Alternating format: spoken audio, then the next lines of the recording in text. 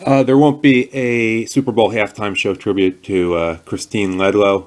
Let me read you what Paul Kersey has put together using other sources at stuffblackpeopledon'tlike.blogspot.com. That's a mouthful. Paul Kersey does, that's his euphemism, or what's it called? It's too early in the morning. He does great work, but you can Google it at SBPDL. But it's a post from Monday, February 8th, the day after the Super Bowl, and it's called, "Her Name is Christine Ledlow, 15 minutes away from shift ending. Two blacks gunned down white store clerk in Mississippi." Here's what he writes. "She was performing the role an immigrant is expected to do in 2016 America. After all, why would a white person work in such a vocation as a convenience store clerk when these positions are supposed to go to down on their luck immigrants, merely trying to better themselves and live the American dream?"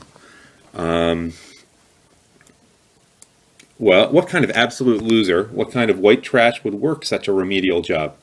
Well, the kind of white person whose individual contribution once built a nation. The kind of white person whose execution is hardly a news item worthy of mentioning outside of the backwards town she called home. After all, what self-respecting white person hasn't sacrificed the future for their children just so some third-world immigrant can perform the duty of being a gas station clerk? And then here's the story from WMCAActionNews5.com, which was actually February 2nd, so this occurred before the Super Bowl.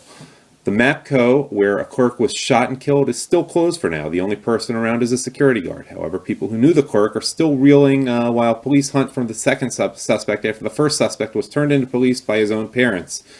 Sounds like he had a father in the picture.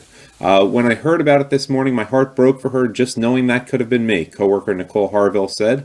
The clerk was shot multiple times at approximately 5:30 a.m. Monday at the MAPCO gas station on Highway 72 East.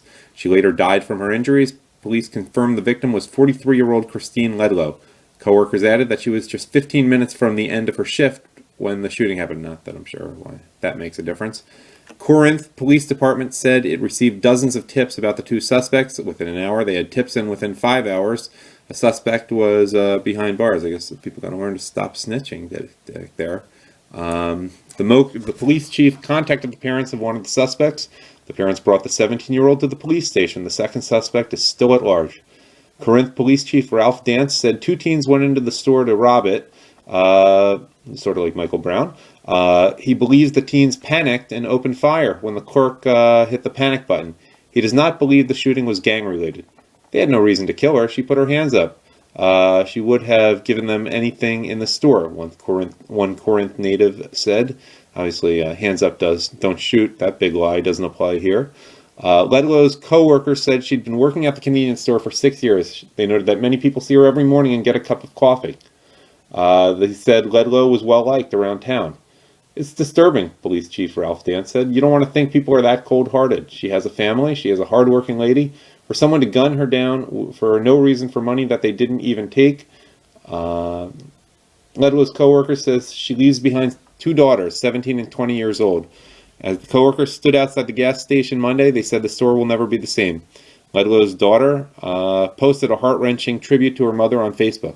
It's a tribute to a woman she describes as beautiful, her biggest supporter, and someone who is now looking down on her from heaven and smiling. That is the article from WMCAActionNews5.com.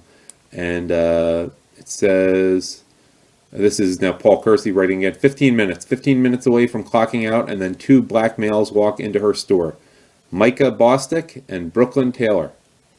And only 15 minutes away from clocking out, Christine Ledlow would never again leave the store to see her children. There is no United States of America anymore. I think the Super Bowl halftime show makes that clear, by the way.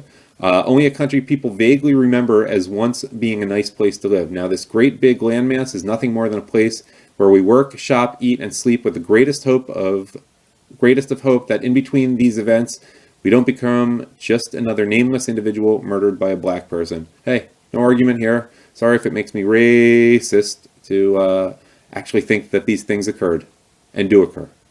This is Adam at the Racism Channel.